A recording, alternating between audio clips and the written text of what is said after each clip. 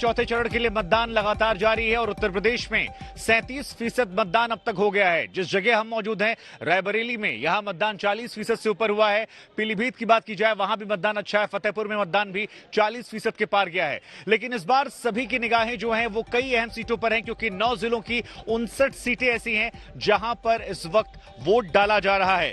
एक बार हम आपको आंकड़े बता देते हैं किस जगह पर कितना वोट डाला गया है। उत्तर प्रदेश की बात की जाए 37.45% वोट दोपहर 1 बजे तक, जिसमें रायबरेली में 40.17%, हरदोई की अगर बात की जाए 34.57%, फतेहपुर की बात की जाए 40.07%, पीलीभीत की बात करें 41.21% वोट जो है वो अब तक यहां पर डाला गया है। तो ये वोटिंग परसेंटेज हमने आपको बताया और लगातार वोट परसेंटेज जो है वो अब धीरे धीरे बढ़ता जा रहा है। कई और जगह भी हैं जहां पर वोट डाले गए हैं और उनका वोटिंग परसेंटेज क्या है वो भी हम आपको बताते हैं दोपहर 1 बजे तक। उन्नाव की अगर हम बात करें तो 40% मतदान हो गया है। बांदा की अगर हम बात करें 37.60% मतदान हुआ है। फतेहपुर में भी दोपहर 1 बजे तक अच्छा मतदान हुआ है, 40.07%, और पीलीभीत जहां पर 41.21% मतदान हुआ है। अब सवाल यह है कि अगर मतदान पीलीभीत में बढ़ता है, जहां पर सांसद अपनी ही पार्टी के जो चुने हुए उम्मीदवार हैं जिनको चुनाव के लिए उतारा गया है उन पर सवाल खड़े कर रहे हैं, तो इस बढ़े हुए वोट परसेंटेज के मायने क्या है। लेकिन इन सब के बीच में मुख्य मुकाबला जो है वो अखिलेश और योगी यानी भाजपा समाजवादी पार्टी के बीच में है। दोनों एक दूसरे पर वार प्रहार कर रहे हैं। हम आपको सुनवाते हैं इन दोनों नेताओं ने अब तक क्या कुछ प्रतिक्रियाएं दी हैं।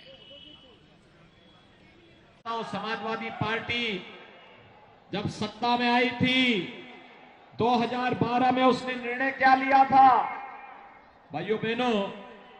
उसने पहला निर्णय लिया था हमारे आराध्य भगवान श्री राम के मंदिर पर हमला करने वाले आतंकवादियों के मुकदमों को वापस लेने का। पहला निर्णय इस समाजवादी पार्टी का आतंकवादियों के लिए समर्पित था, चाहे वह आतंकवादी अयोध्या पे हमला करने वाले रहे हों, संकट मोचन मंदिर पर हमला करने वाले रहे हो, और जो कह रहे थे कि गर्मी निकाल देंगे, जो कह रहे थे गर्मी निकाल देंगे, वो पहले दूसरे चरण में ही ठंडे पड़ गए हैं। और जब तीसरे का वोट पड़ा तो उनके तमाम नेता कार्यकर्ता सुन्न पड़ गए हैं। मैंने समाजवादी पार्टी के एक नेता से पूछा, मैंने कहा भी आपने विकास कराया है? उसने कहा क्यों नहीं विकास कराया?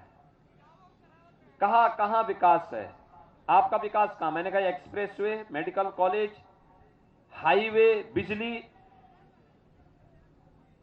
कहा हम भी दे सकते थे लेकिन हमारी समझ में नहीं आ रहा था कैसे देना है। तो मैंने कहा जब तुम समझोगे नहीं, 12 बजे सो के उठोगे,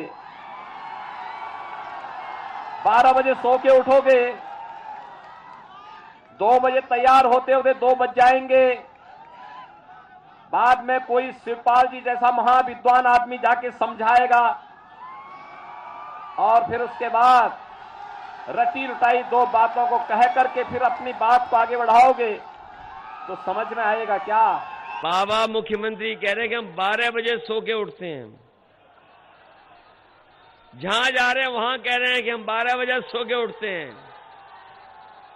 जब से बाबा मुख्यमंत्री ने ये कहा कि मैं 12 बजे सो के उठता हूं, हमने उनके भी घर पर नजर रख ली है।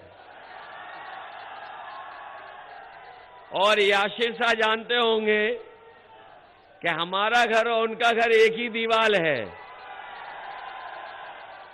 इधर मैं देखता हूं कभी कभी वहां शाम को धुआं उड़ता है।